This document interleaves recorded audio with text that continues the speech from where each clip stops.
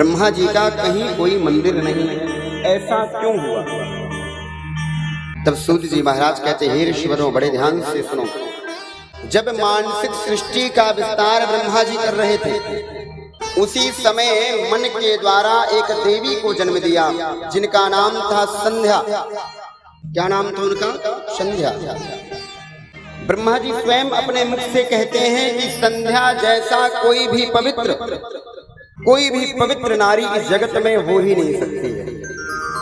नातादृशी देवलोके नामृते नरशातले कालत्रये वै नारी संपूर्ण गुणशालिनी। संपूर्ण गुणों से युक्त है वह नारी। कालत्रये वै नारी संपूर्ण गुणशालिनी। किसी काल में ऐसी पवित्र नारी पैदा नहीं हो सकती। न तादृशी देवलोके, न ही देवलोक में संभव है। देवलोक में भी उसके समान कोई ऐसी पवित्र नारी नहीं है। स्वयं ब्रह्मा जी कहते हैं। जिस समय मन के द्वारा संध्या को जन्म दिया, उसी समय ब्रह्मा जी ने मन के द्वारा कामदेव को भी जन्म दिया। कामदेव के पिता भी ब्रह्मा ही। तो संध्या के समय ही कामदेव की उत्पत्ति हुई, और जैसे ही कामदेव उत्पन्न हुआ तो कामदेव को देख करके ब्रह्मा जी ने सोचा, अरे यह तो बड़ा सुंदर है, बड़ा सुंदर है कामदेव। कांचनी कृत जाता भव पीनो रश्कः सुनासिकः। सुंदर नासिका वाला, स्थूल शरीर वाला, पूर्ण चंद्रमा के समान मुख वाला, बहुत ही सुंदर है वह पुरुष। ऐसे सुंदर पुरुष को जब ब्रह्मा जी ने देखा तो कहा, तुम बहुत सुंदर हो, इसलिए तुम्हारा नाम कामदेव होगा। वहीं पर समस्त 10 ऋषि जो प्रकट हुए थे वे भी खड़े हुए थे। उन्होंने भी कामदेव को देखा। अहम वा वासुदेवो वा स्थाणुर्वा पुरुषोत्तम। ऋषियों ने कहा, तुमने समस्त प्राणियों को मदोन्मत्त किया है, इसलिए तुम्हारा नाम एक मदन मोहन भी होगा। एक नाम और दे दिया, तुम्हें अपने रूप का अभिमान रहेगा, इसलिए तुम्हारा एक नाम कंदर्प भी होगा। ऐसे महाराज कामदेव के अनेकों नाम यहाँ ब्रह्मा जी ने प्रदान किए। जब नाम दिया तो कामदेव पर ब्रह्मा जी इतने आसक्त हो गए कि कहा, हे कामदेव, मैं तुम्हें एक धनुष प्रदान करता हूं, और इस धनुष में 5 बाण प्रदान करता हूं जो पुष्पों के होंगे, और यह 5 बाण जिस पर तुम चला दोगे तो ब्रह्मा जी कहते हैं, अहम वा, अर्थात मैं हूँ, वासुदेवो वा, स्थाणुर्वा पुरुषोत्तमः। वासुदेव अर्थात श्री हरि, स्थाणुर्वा श्री महादेव। अगर हम तीनों देव, त्रिदेव ब्रह्मा विष्णु महेश भी अगर तुम्हारे सामने खड़े हैं तो इन 5 बाणों से बच नहीं पाएंगे, उसका प्रभाव हो जाएगा। ऐसा आशीर्वाद भी ब्रह्मा जी ने कामदेव को प्रदान कर दिया। कामदेव बड़ा प्रसन्न हुआ, सुंदर धनुष प्राप्त हो गया, 5 बाण भी मिल गए पुष्पों के, बड़े सुंदर सुंदर। अब कामदेव ने सोचा कि 5 बाण तो मिल गए हैं, लेकिन चलाया कहां जाएगा? तो जिसने प्रदान किया है उसी पर चलाकर देखते हैं,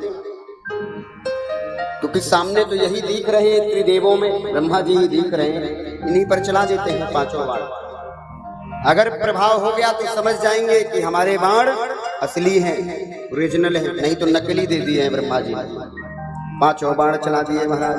सम्मोहन, उच्चाटन, उद्दीपन, वशीकरण, स्तंभन, ऐसे 5 बाणों का प्रहार ब्रह्मा जी के ऊपर हिट कर दिया। और जैसे ही 5 बाण ब्रह्मा जी के ऊपर मारे हैं, ब्रह्मा जी तो महाराज काम विह्वल हो गए हैं, काम विह्वल हो गए। उसी समय प्राकट हुआ था संध्या का, जिसके चरित्र की सराहना स्वयं ब्रह्मा जी करते हैं।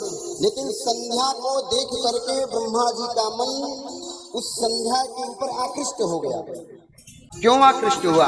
क्योंकि कामदेव ने 5 बाणों का प्रयोग ब्रह्मा बाबा के ऊपर कर दिया है। पर ध्यान से सुनिएगा, जब कामाशक्त हुए अपनी पुत्री संध्या के ऊपर, धर्म ने देखा, धर्म भी ब्रह्मा जी के पुत्र हैं, धर्म ने देखा अरे यह तो ब्रह्मा बाबा अधर्म कर रहे हैं और बहुत ही भयंकर अधर्म कर रहे हैं। ऐसे अधर्म को देख करके धर्मराज सीधे साम सदा देव देव महादेवा, देव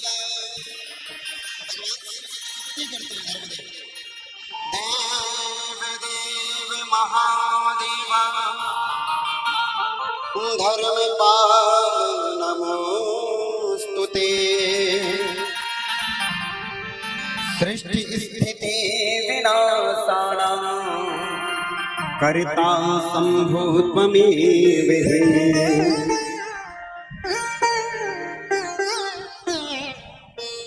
धर्म ने शिव जी के पास जाकर के कहा, हे महादेव, अधर्म हो रहा है, मेरे पिता के मन में अपनी पुत्री के प्रति ही काम विकार उत्पन्न हो गया है। हे महादेव, ऐसे कुत्सित कार्य को रोकने का तुरंत प्रयास करिए आप, नहीं तो बहुत बड़ा पाप बन जाएगा। कन्या के प्रति विकार उत्पन्न होगा। देखिए, जो बुद्धिमान पुरुष होता है ना, वो भ्राता, भगनी, घात पत्नी और कन्या को समान भाव से देखता है। माँ, बहन, भाभी, इनको किस भाव से देखता है? समान भाव से देखता है। तो जो महाराज देखने का नजरिया होता है, यही पाप कराता है। पाप प्रवेश कहाँ से करता है? पाप कहाँ से प्रवेश करता है मालूम है? आंखों से ही प्रवेश करता है। पाप का प्रवेश इन नेत्रों से होता है।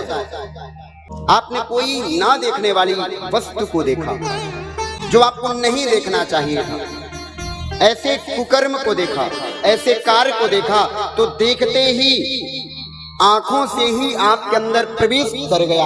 और जैसे ही वह पाप प्रवेश करता है तो इंद्रियां भी उसी के अनुरूप कार्य करने लगती है, मन भी वैसे ही बदल जाता है। इसलिए महाराज, जितना भी पाप है वह सब आंखों से देख करके होता है। इसलिए प्रयास ये करना है कि अच्छा ही देखें। यथा माता च भगिनी, यथा माता च भगिनी, भ्रातृपत्नी तथा सुता। चारों को समान भाव से देखो। पुत्री, बहन, माता और भगनी अर्थात बहन और भाभी, भ्रात पत्नी जो भाई की पत्नी है, भाभी, सभी को एक ही नजरिए से, बहन और माँ को नजरिए से जैसे देखते हैं वैसे ही देखना चाहिए। धर्मराज ने गुहार लगाई भगवान भोले बाबा के पास, हे भोले बाबा रक्षा करो, अधर्म हो जाएगा। शिव जी आए और ब्रह्मा बाबा को बहुत फटकार लगाई महाराज और कहा, हे ब्रह्मदेव, तुम कैसा कुत्सित कार्य करते हो, तुम्हें लज्जा नहीं आती? तुम अपनी पुत्री के प्रति भी कामासक्त हो रहे हो। अरे तुम अगर अधर्म करोगे तो अन्य प्राणी क्या करेंगे, वो क्या सीखेंगे? इसलिए हे बाबा, हे ब्रह्मा, तुमने बहुत कुत्सित कार्य किया है। भगवान शिव जी ने जब फटकार लगाई तो ब्रह्मा बाबा पानी पानी हो गए महाराज, पसीने से लथपथ हो गए। पसीने की बूंद जब पृथ्वी पर गिरी तो उन्हीं ब्रह्मदेव के पसीने की बूंदों से पितरों का निर्माण हुआ महाराज, पितरों का प्राकट्य हुआ। अग्निश्वात पितर हुए और बहिर्षद, दो प्रकार के पितरों का जन्म हुआ। अग्निश्वात और बहिर्षद पितरों का जन्म हुआ। जब फटकार लगा रहे थे उसी समय दक्ष भी वहीं खड़े थे। दक्ष भी भगवान शंकर की फटकार को देख करके वह भी पसीने से लथपथ हो गए। तो उनके स्वेद जब नीचे गिरे तो इसे रति का प्राकट्य हुआ और कालांतर में रति का विवाह कामदेव के साथ में कर दिया गया। भगवान शाम सदाशिव ब्रह्मा जी को डांट कर चले गए और कहा, हे ब्रह्मदेव, तुमने बहुत कुत्सित अपराध किया है, इसलिए आज से तुम्हारा कहीं पर पूजन नहीं होगा। क्योंकि तुमने जो यह कार्य किया है यह बहुत ही कुत्सित था, बहुत बड़ा अपराध था। तुम अपनी कन्या को देख करके ही कामासक्त हुए हो, इसलिए तुम्हारा कहीं पूजन नहीं। ब्रह्मा बाबा ने क्षमा याचना की, हे महादेव मेरे अपराध को क्षमा करो, मुझसे बहुत बड़ी भूल हो गई, मुझे ऐसा नहीं करना चाहिए था। और कहा, हे प्रभु यह सब कामदेव के कारण हुआ है, लेकिन मैं उसका दोषी हूं क्योंकि मैं अपने इंद्रियों को काबू में नहीं कर पाया। हे महादेव मुझ पर दया करो। भोले बाबा ने कहा, हे ब्रह्मदेव जो मैंने कहा है वह असत्य तो नहीं हो सकता, लेकिन जब कोई यज्ञ होगा तो यज्ञ के पूर्व में तुम्हारा स्थान अवश्य दिया जाएगा।